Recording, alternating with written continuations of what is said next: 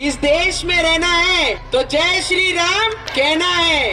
अरे तेरे जैसे कितने आए कितने गए, चम्मच या चम्मच ही रहेगा। क्योंकि जो घटना हुई है पूरे देशवासियों ने देखा है। मेरे लिए तो वो अत्याचार है मुझ पर। गाली हमें दी गई, हमें मारने की धमकी दी गई, के घर में पथराव किए गए, बोतल फेंकी गई। मुझे जेल में डालने वाले सामने बैठे, इन्हें पूछिए इन्होंने क्यों डाला मुझे। अगर मेरे जिले में 2200 गाँव है, हर गांव में 3-3, 4-4 बार जाके गांव को विजिट देकर प्रॉब्लम के लिए लड़ी, उनके लिए काम करती थी 24/7। मैं लोगों के आपके साथ बात करते हैं, आई एम गेटिंग गूज़बम्प। क्योंकि खून का पानी करना मतलब किसको कहते हैं वो मैंने मेरी जिंदगी में किया। वहाँ का बच्चा भी आपको पहचानता है कि नवनीत राणा है। खुद मेहनत करके पसीना निकाल के खून का पानी करके मैं यहाँ तक पहुंची हूँ। तो मुझे लगता है वो कहीं से मुझे नहीं रोक पाए, तो शायद मुझे हीरोइन कह दिया। बहुत मुश्किल होता है जब आप पॉलिटिक्स में आते हैं। तो कोई बाप का नाम नहीं है पीछे, कोई परदादा का नाम नहीं है, जो भी है सेल्फ मेड है सर, मेहनत पे बने हुए हैं। संजय राउत कह रहे हैं आपके पास जो पैसा आया है ना उसमें दाऊद का पैसा भी है। अरे बाप रे। उन्होंने फिर एक चीज और बोली, कहते हैं कि आप लोग बंटी बबली हो, है ना, उसमें वो लूटते हैं लोगों को, ठगी करते हैं। उस रात में उन्होंने कहा कि ये पति पत्नी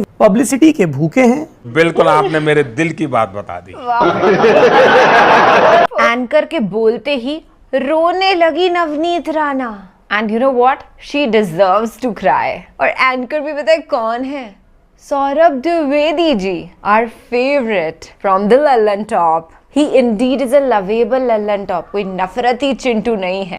हे हाय हेलो नमस्ते जी, सत श्री अकाल, अस्सलाम वालेकुम। मैं निधि शर्मा इंडिया से। और स्टार्टिंग में मैंने कहा कि शी डिजर्व्स टू क्राई। पता है क्यों? क्योंकि हिंदू मुस्लिम करके वोट बटोरने वाले ये भाजपाई अपने आप को बड़े हसलर समझते हैं। कैमरा देखते साला रोने की एक्टिंग करने लगते हैं, सोचते हैं जनता भावुक हो जाएगी। भैया यहाँ की जनता इमोशनल है, बेवकूफ नहीं। कई लोग बेवकूफ की जगह गाली का इस्तेमाल करते हैं, पर हम हमारे चैनल पर गाली नहीं देते क्योंकि हम सभ्य लोग हैं, इनकी तरह ऊट पटांग बातें करने वाले नहीं। वैसे ये तो बहुत बुरी तरीके से हारी हैं। ये हार गई, माधवी लता, स्मृति ईरानी, ये सब हार गए। इनको तो जनता ने स्पेशली हराया कि तुम निकलो सबसे पहली फुर्सत में। यही होता है ना जब घमंड अहंकार आपके सर चढ़ के बोलता है। नारे लगवा रही थी अब की बार 400 पार, क्या मैडम 300 पार भी नहीं करवा पाए क्या?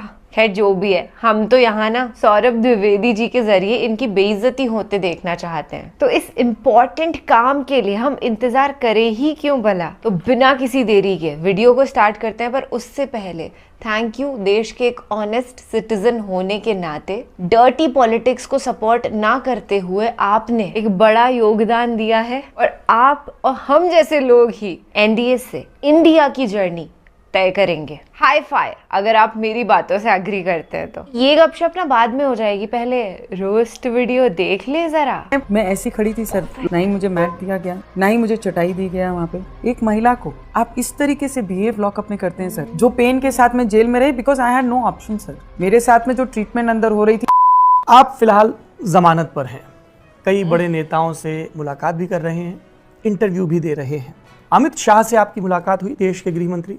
सर जिस दिन मैं दिल्ली आई उसी दिन उन्होंने समय देकर दिया, और उस वक्त मैं उनके पास गई और पूरी पीड़ा उनको बताई, उन्हें सब पीड़ा बताई। तो मुझे लगता है कि ये सब चीज़ें जब उनके सामने रखी, कैसे उन्होंने बिहेवियर किया, फिर उसके बाद उनको मैंने जो कंप्लेन दी उसके मुताबिक उन्होंने प्रिविलेज दाखिल करने के लिए, क्योंकि जो घटना हुई है पूरे देशवासियों ने देखा है। मेरे लिए तो वो अत्याचार है मुझ पर। कुछ नहीं करके भी अगर आप पे देशद्रोह लगता है, अगर कुछ नहीं करके भी हेट्रेड निर्माण के ऑफेंस लगते हैं यहाँ पर, तो मुझे लगता है वो सब चीजें उनके सामने रखी और उन्होंने उसकी दखल लेके प्रिविलेज में उन्होंने रेकमेंड करके। बिकॉज मैं तो कंफ्यूज हो गई थी कि ऐसा कोई थ्रेट आपको हाउस के अंदर कैसे कर सकता है। तो उन्होंने कहा कि ये पति पत्नी पब्लिसिटी के भूखे हैं। बिल्कुल आपने मेरे दिल की बात बता दी। लीड लेते हुए वहां पहुंचे कि इनको पब्लिसिटी मिल जाए, और फिर जब इनको लगा कि ये तो लेने के देने पड़ जाएंगे, तब इस पर भी राजी हो गई कि अच्छा ठीक है, अगर अमन चैन भंग होता है तो हम अपने घर पे रहेंगे, के बाहर हनुमान चालीसा नहीं पढ़ेंगे। क्यों समस्या हनुमान चालीसा, संकट मोचन को हम सब कब याद करते हैं? जब हमारे पे संकट आता है। तो मुझे लगता है हमने सिर्फ यही आग्रह किया था। लोड शेडिंग है, बेरोजगारी है, लोगों को काम नहीं मिलते हैं, जॉबलेस हो गए हैं, किसान रोज मर रहे हैं, एसटी वर्कर मर रहे हैं, और किसान मजदूर जो हैं उनकी हालत खराब है। तो ये सबको देखते हुए संकट मोचन को आपने याद करना चाहिए, और संकट जल्द से जल्द मेरे महाराष्ट्र से ये दूर होना चाहिए। अगर आप नहीं पढ़ेंगे तो हम आपके बाहर आके पढ़ेंगे और संकट दूर हो। जनता को आप मूर्ख समझना बंद कर दीजिए। सर अत्याचार तो मुझ पे हुआ है, इन पे हुआ है, हम जेल में गए, हम लॉकअप में गए, हमने हेल्थ इश्यूज अपने फेस किए, हमारे ऊपर अत्याचार हुए, गाली हमें दी गई, हमें मारने की धमकी दी गई, हमारे छोटे छोटे बच्चे जिस घर में, उस घर में पथराव किए गए, बुजुर्ग माता पिता हैं, तो अत्याचार तो खार वाले घर की बात करें आप? खार वाले घर में बॉटल फेंकी गई, अमरावती के घर में पथराव किए गए, बॉटल फेंकी गई, अत्याचार तो मुझ पे हुआ। सी मैं बहुत प्रोफेशनल हूँ सर, जिस प्रोफेशनल में आके जिस लोगों की सेवा करने के लिए जिसमें मैं आई हूँ, अगर उसी से मैंने बेईमानी कर ली तो मैं लोगों को क्या न्याय दे पाऊंगी सर। अब मैं 4 दिन जेल भुगत के आई हूँ, 4 दिन, और मुझे जेल में डालने वाले सामने बैठे, इन्हें पूछिए इन्होंने क्यों डाला मुझे। क्योंकि एक महिला का वर्चस्व और एक महिला की लड़ाई पुरुष के सामने लड़ते हुए पुरुष नहीं देख पाया, करके उन्होंने एक महिला को जेल में 14 दिन डाला। मैंने इनके पूछिए इन्होंने क्यों डाला। क्या कहा संजय राउत ने? जब भी मैं इलेक्शन लड़ी, लोगों के बीच में रहकर काम किया, काम करके स्ट्रगल करके फिर मेहनत किया। Sir I used to work 14 hours a day. 14 घंटे किसको कहा जाता है सर? अगर मेरे जिले में 2200 गांव हैं, हर गांव में 3-3, 4-4 बार जाके गांव को विजिट देकर प्रॉब्लम के लिए लड़ी, महिलाओं के साथ खड़ी रही, विद्यार्थियों के साथ खड़ी रही। ये झूठ है, झूठ है, झूठ है। जो व्यक्ति मेरे पास आया, उसके सरकारी काम अगर उनके आते थे तो उनके लिए मैं पूरी फॉलोअप करके उनके लिए काम करती थी। 24/7 मैं लोगों के, आपके साथ बात करते हैं, आई एम गेटिंग गूज़बम्प, क्योंकि खून का पानी करना मतलब किसको कहते हैं वो मैंने मेरी जिंदगी में किया। 2200 गांव अगर कोई व्यक्ति जाता है, वहां का बच्चा भी आपको पहचानता है कि ये नवनीत राणा है, तो मुझे लगता है मेरी मेहनत का क्रेडिट मोदी जी के सुनामी में भी लोगों ने मुझे अंके दिया है। लड़ना है तो मैदान में लड़िए, लड़ना है तो मेहनत करके लड़िए, लोगों के हित में लड़िए। मैं यही सीखी हूँ सर। अच्छा एक चीज बताइए, ये भी कहा गया कि रवि राणा के पास पैसा बहुत है। कैसे हंसता है बड़ा तू, हैं? धन बली है, प्रॉपर्टी में खूब पैसा कमाया है, कोई टिकता नहीं है सामने। मैं आपको एक चीज बताना चाहूंगी, मैं 7th स्टैंडर्ड से मैंने काम किया है, खुद मेहनत करके पसीना निकाल के खून का पानी करके मैं यहाँ तक पहुंची हूँ सर। उन लोगों को इसलिए शायद मैं डाइजेस्ट नहीं होती हूँ और बहुत ही कम समय में लोकसभा का चुनाव बार लड़ लेती हूँ, तो मुझे लगता है वो कहीं से मुझे नहीं रोक पाए। तो शायद उन्होंने मुझे हीरोइन कह दिया, उन्होंने मुझे कहा मेकअप कह दिया, मेरी साड़ी पे टिप्पणियां कर दी, और 6 महीने में ये हीरोइन है, यहाँ से भाग जाएगी, मतलब बहुत सारी टिप्पणियां उन्होंने की। पर मेरी संस्कृति मेरे साथ है सर। बहुत मुश्किल होता है जब आप पॉलिटिक्स में आते हैं, तो आपको डोमिनेशन तो हर जगह से डोमिनेशन मिलता है, और मेहनत तो मैं पहले से ही करती आई, तो मेहनत तो मेरे रग रग में है और ईमानदारी मेरे साथ है। ये 2 चीज़ मेरी जिंदगी में मैंने हमेशा मरने नहीं दी कभी, ये तरीके से। और हम बड़े ईमानदार है, दुश्मनी है तो आमने सामने है, पीठ से नहीं खंजर खोपेंगे सर। और ईमानदारी तो हमारे रगो रोगों में है, क्योंकि खानदानी राजकीय नहीं है, हम राजकारणी लोग नहीं है, बहुत कष्ट करके यहाँ से आए, कोई बाप का नाम नहीं है पीछे, कोई परदादा का नाम नहीं है, जो भी हैं सेल्फ मेड है सर। मेहनत पे बने हुए हैं। एक चीज बताइए नवनीत जी, आप फिर शोबिज से आती हैं, फिल्म इंडस्ट्री से आती हैं, एक्ट्रेस रही हैं आप, आपको लगता है कि अच्छा जैसे आपने कहा कि वो विरोधी कहते थे ये तो हीरोइन है भाग जाएगी, कि चूंकि आप एक्ट्रेस थी, मशहूर थी, तो आपका तजुर्बा कैसा रहा? और खासतौर पे ये जो अभी भी मैंने देखा गूगल पे मैं चेक कर रहा था कि नवनीत राणा के नाम के साथ क्या क्या सर्च किया जाता है। पर पॉलिटिशियंस जो थे वो टोटली नेगेटिव, बहुत सारे क्रिटिसिज्म होते हैं आपके लिए, बहुत सारे नेगेटिविटी आपके लिए बोली जाती है, आपके ड्रेसिंग सेंस से लेके, आपके हेयर स्टाइल से लेके, आपके एटीट्यूड से लेके, whether it is positive whether it is negative, सब चीजों पे डिस्कशन होती है। आप क्रोनोलॉजी समझ लीजिए। जब आप कोई फंक्शन में जाते हो तो उनका the way they look at you, सब लोग अपनी नजर से जज करते रहते हैं। हाँ, बहुत जजमेंट होती है सर, और बहुत जजमेंट मैंने बर्दाश्त की, पर मेरा टारगेट सीधा था कि मैंने लोगों की सेवा करनी है, लोगों के बीच में रहना है। अच्छा ये बताइए, बार बार जिक्र हो रहा है, आपके एक बड़े पक्के दोस्त हैं, आपके भी, संजय राउत, कह रहे हैं आपके पास जो पैसा आया है ना, उसमें दाऊद का पैसा भी है। अरे बाप रे। जी, उन्होंने कहा कि दो दाऊद का जो साथी है उसने आपको 80 लाख रुपया दिया था, ये क्या है मामला? नहीं क्या है, पहली बार ये नहीं बोला, उन्होंने माफी मांगी इसके लिए, आपसे कुछ कहा कि भाई तो गलत देखो बोल गया। क्या है, माफी समझदार लोग मांगते हैं माफी सर। उन्होंने फिर एक चीज और झूठा आरोप की। वो कहते हैं कि आप लोग बंटी बबली हो। अब बंटी बबली है यशराज बैनर्जी की फिल्म है, पता ही है ना, उसमें वो कॉन मैन होते हैं, कॉन मैन कॉन वुमेन, लूटते हैं लोगों को, ठगी करते हैं। ये बंटी बबली का प्लॉट है, इन केस किसी ने ना देखी हो। और मैं इसमें जो दूसरी फिल्म आई थी उसकी बात नहीं कर रहा, ओरिजिनल की। तो वो कह रहे हैं आप लोग बंटी बबली हो। और फिर उस रिमार्क के एवज में जो उन्होंने बताया कि नवनीत राणा कह रही हैं कि उनको जब के थाने में रखा गया तो प्रताड़ित किया गया, पीने को पानी नहीं दिया सर खार में नहीं, लॉकअप की बात है। लॉकअप में, लॉकअप की सर, लॉकअप में रखा गया तो आपको जाति सूचक Yes, शब्दों का इस्तेमाल, 100%, पानी नहीं दिया गया, 100% वॉशरूम सर नहीं मैं जाने आपको दिया बताती गया। हूँ फिर उन्होंने पूरी रात में सर मैं आपको बताती पूरा हूँ, वर्जन पूरा सुनूंगा, मैं लॉकअप सवाल में। पूरा कर लूं। मैं ये कह रहा हूँ कि उन्होंने कहा कि इन्होंने नवनीत राणा ने ये सब इल्जाम लगाए, कोर्ट में भी ये बात कही, सब कही, लेकिन सीसीटीवी रिलीज हुआ तो उसमें देखा कि पति पत्नी आराम से मेज कुर्सी बैठे हुए चाय पी रहे हैं। ओ भाई ग्रेट सर, वो तो आपका क्या पक्ष है? और उस वक्त 153A लगता है जो it is a bailable offence. हम लॉ मेकर हैं सर, हमें उतना तो पता है। हम पुलिस स्टेशन क्रिमिनल तो है नहीं, हर रोज पुलिस स्टेशन जाते हैं। तो जब हम पुलिस स्टेशन हमें लेके गया फोर्सफुली लेके गए, फोर्सफुली पूरा घटना क्रमांक हुआ, फिर वो लेके गए तो उस समय हमने वो चाय कॉफी चाय जो भी थी वो हमने ली, लेके गए, हमें जाते बराबर उन्होंने लॉकअप में डाल दिया सर।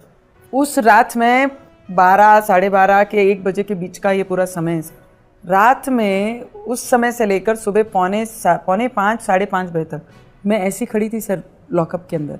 ना ही मुझे मैट दिया गया, ना ही मुझे चटाई दी गया वहाँ पे। अच्छा बात नहीं है।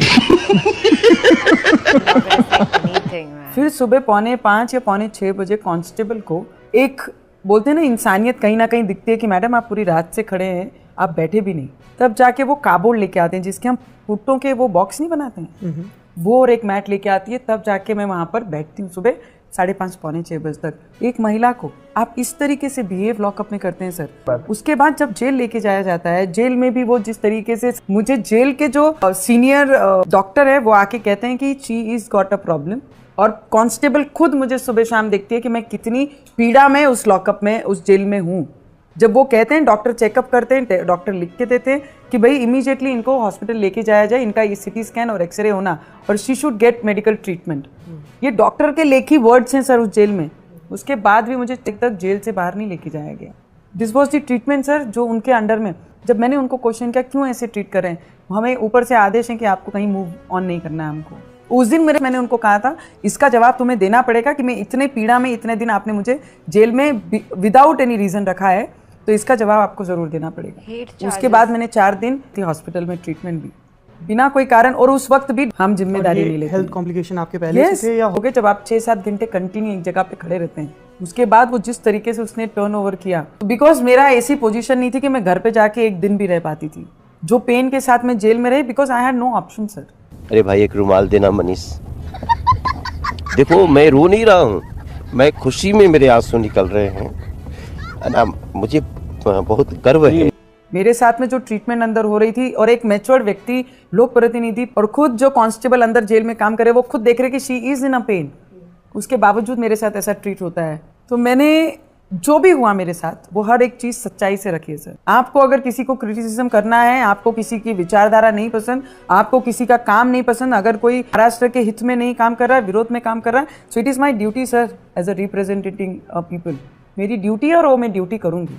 उनको जितने अत्याचार कर रहे हैं उतने कर लीजिए, पर मेरे राष्ट्र के हित में मैं काम करना नहीं छोड़ूंगा। जेल में इनके ऊपर जो भी अत्याचार हुए वो गलत है। इलीगल कुछ भी हो जो लॉफुल नहीं है वो गलत है, पर ये जो बोल रही है उन बातों में कितनी सच्चाई है, कितनी ऑथेंटिसिटी है, इसकी गारंटी कौन लेगा? मुझे तो विश्वास नहीं होता इनकी बातों पर, क्योंकि ऐसे बढ़ रही हैं कि भाई हमने तो बहुत मेहनत करी है, ग्राउंड से उठे हैं, खून का पानी कर दिया, पर वो एक डाउन टू अर्थनेस होती है ना, वो तो दिख ही नहीं रही है इनके अंदर कहीं। मेहनत मेहनत तो ये कह रही हैं, पर ये तो हिंदू मुस्लिम करके वोट बटोरती हैं, दुनिया जानती है। भाई मैं क्या बोल रही हूँ इसमें स्पेशल। स्टार्टिंग में भी आपने वीडियो क्लिप देख ही ली इनकी कि इस देश में रहना है तो जय श्री राम कहना है, तो जो क्रिश्चियन होंगे वो फोर्सफुली क्यों बोले भाई जय श्री राम? और जितने भी दूसरे रिलीजन को फॉलो करने वाले लोग हैं उन्हें कोई क्यों प्रेशराइज करेगा कि आप इस देश के नागरिक हैं तो हिंदू धर्म का जो मान्यता है उसको आपको भी दोहराना होगा?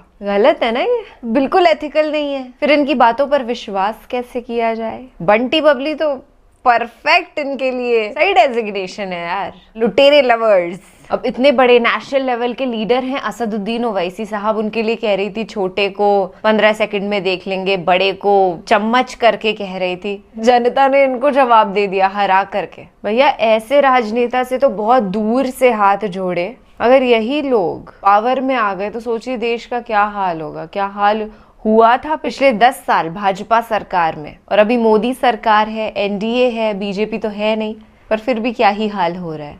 ऑपोजिशन इज फाइनली स्ट्रॉन्ग और यही ऑपोजिशन नेक्स्ट 5 years के बाद रूल करने वाला है, ये बात पक्की है। लहर तो अभी से दिखाई दे रही है, नहीं लगता आपको ऐसा?